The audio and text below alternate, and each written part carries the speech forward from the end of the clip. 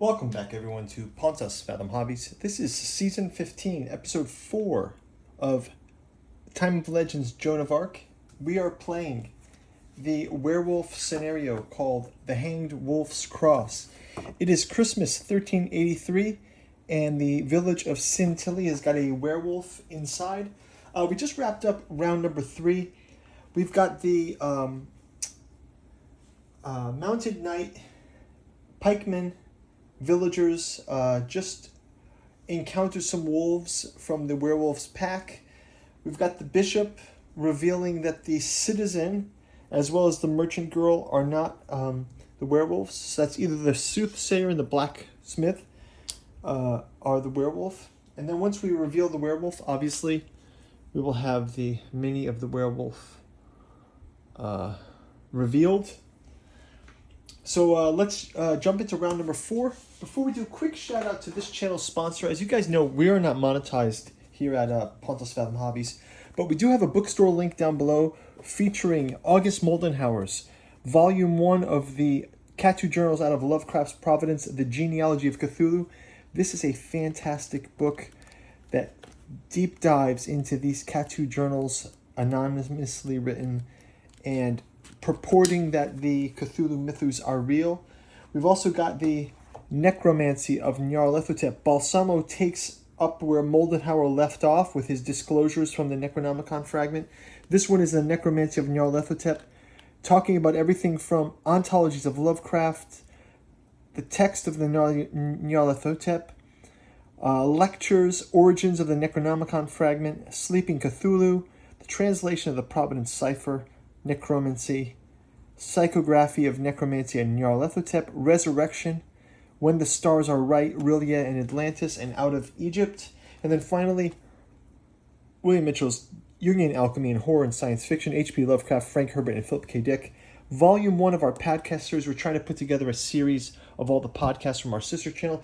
Go over in that channel and check it out. We've got a lot of podcasts. If you're interested in fantasy, science fiction, anime, film, and psychology and occultism, we talk about a lot of stuff over there. Interesting podcast. And as usual, liking and subscribing, leaving your comments below. We read all the comments.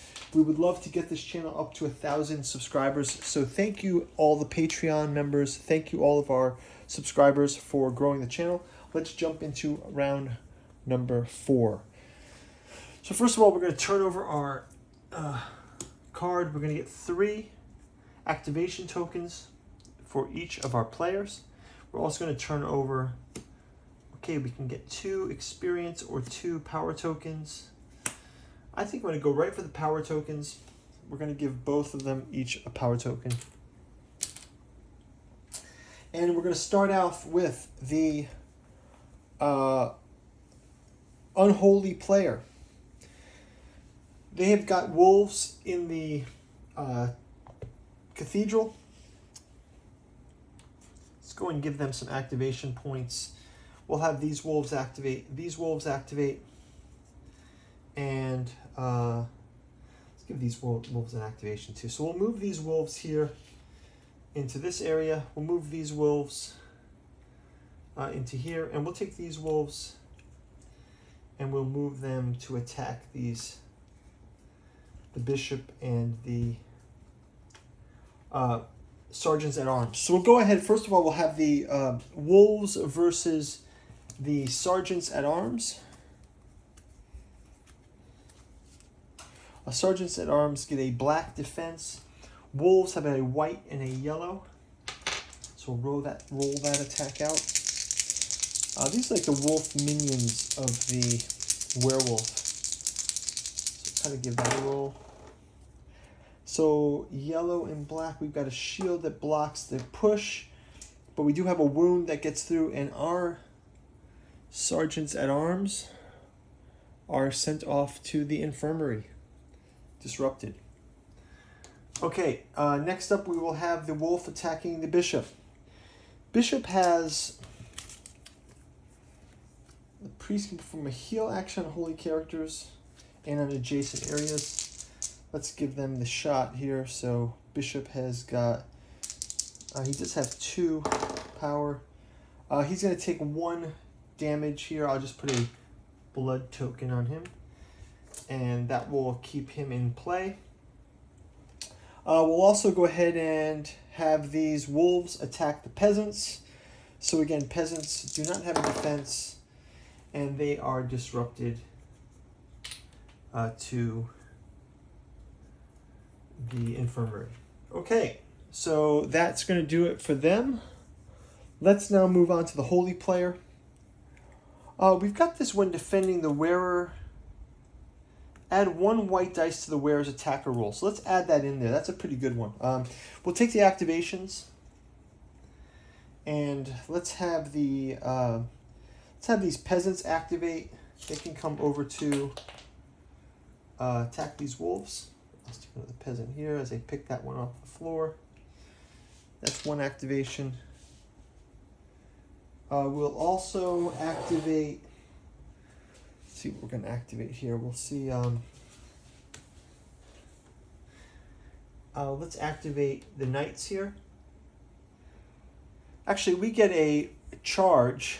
Let's leave that activation. We'll take a charge here, and let's have them move 1, 2, charging into combat with these wolves. I'm also going to move these peasants to do a detect on, because they're not really that powerful. They'll do a detect on that blacksmith. So let's go ahead. First of all, we'll roll the detect on the blacksmith. And let's see, the blacksmith reveal is, he is the werewolf. Whoa, that's cool. So we got the peasants versus the werewolf. So the blacksmith reveals he is the werewolf. Place him on the board now. Let's go ahead and have the mounted hero. He's going to add a white dice to his 2 red dice, attacking the wolves. Wolves get a yellow dice for defense, so he's quite OP right now.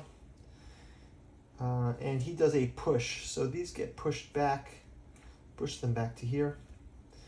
We'll also have the the pikemen. Pikemen have gotten a white die versus the yellow, and they are ineffective. So that's that.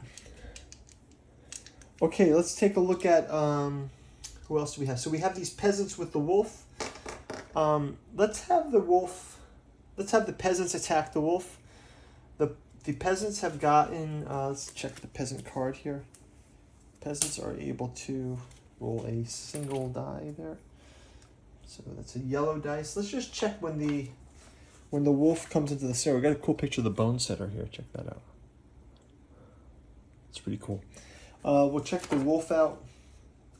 So once the wolf is deployed,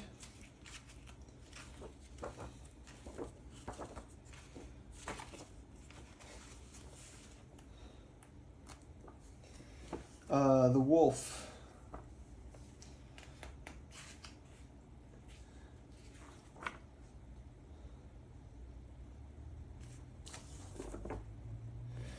can be revealed in several ways. The unholy player can reveal the wolf at any time, the werewolf at any time. It can also force to reveal it after an attack. Once the werewolf is revealed, a wolves unit is deployed in the area or in an adjacent area. So we get to deploy a wolf unit in the area. So let's just go ahead and take this one for now. I will put a placeholder here for these other wolf unit. But we'll just have this wolf unit is also in that area. It says a wolves unit is deployed in the area adjacent. If the areas are full or occupied, there are no other... in this scenario, you can't discuss with the bishop of canon. Only the bone setter follows the usual discussion rules. Okay, so maybe I'm going to have the bishop go check out the bone setter again. Try to get that witch play in place. But let's go ahead and have a combat with the peasants versus the werewolf. The peasants get to roll a yellow die. The werewolf has a black die. Let's have them just attack the wolves, yellow and yellow. And there's a push. So the wolves get pushed into this space, away from the werewolf. And I think that's going to just about do it for round number 4. Let's move this into round number 5. So this is pretty cool. We got the werewolf on the board. We got the villagers attacking.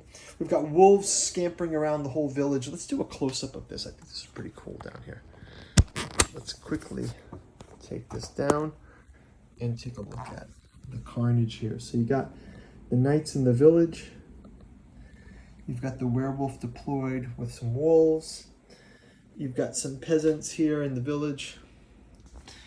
So guys, click through to the next round. We'll see you guys in round number 5, and thanks for watching. Take care. Bye-bye.